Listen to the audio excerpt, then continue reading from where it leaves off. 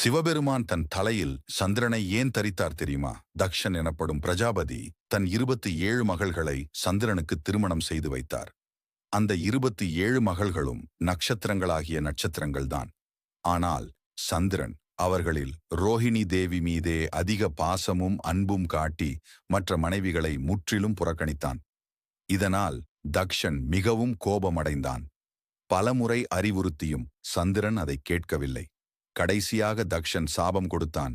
நீ உன் ஒளியையும் காந்தத்தையும் இழந்து இருள் சூழ்ந்தவனாகி விடுவாய் என்று.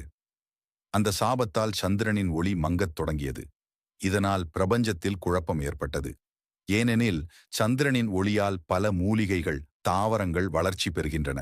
அவர் இல்லாமல் போனால் இயற்கையே பாதிக்கப்படும் நிலை வந்தது. அப்போது பிரம்மதேவர் சந்திரனுக்கு அறிவுரை கூறினார். சிவபெருமானை சரணடையும், அவர் மட்டுமே இந்த சாபத்தை குறைத்து உன்னை மீட்பார் என்று. சந்திரன் சிவபெருமானை சென்றடைந்து அருள் கேட்டான். சிவபெருமான் கூறினார், தக்ஷனின் சாபத்தை முழுமையாக நீக்க முடியாது. ஆனால் சாபம் காரணமாக உன் ஒளி குறையும். அதுவே கிருஷ்ணபக்ஷம், இருள் வரும் காலம். பிறகு நீ மீண்டும் உன் ஒளியை பெறுவாய். அதுவே சுக்லபக்ஷம், நிலவு பெருகும் காலம். இவ்வாறு நீ என்றென்றும் புதுப்பித்து பிரபஞ்சத்திற்கு ஒளி தருவாய். அந்த அருளுக்கு பதிலாக சந்திரனை தனது தலையில் அலங்காரமாக சிவபெருமான் தரித்தார்.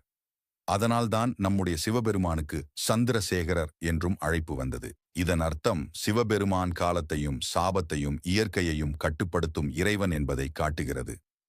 சந்திரனின் குறையும் பெருகும் நிலை வாழ்க்கையின் ஏற்றத் தாழ்வுகளைப் போல அவையெல்லாம் இறைவனின் அடக்கத்தில் உள்ளது. உங்களுக்கு இந்த கதை பிடித்திருந்தால் எங்கள் சேனலை சப்ஸ்கிரைப் செய்ய மறக்காதீர்கள்.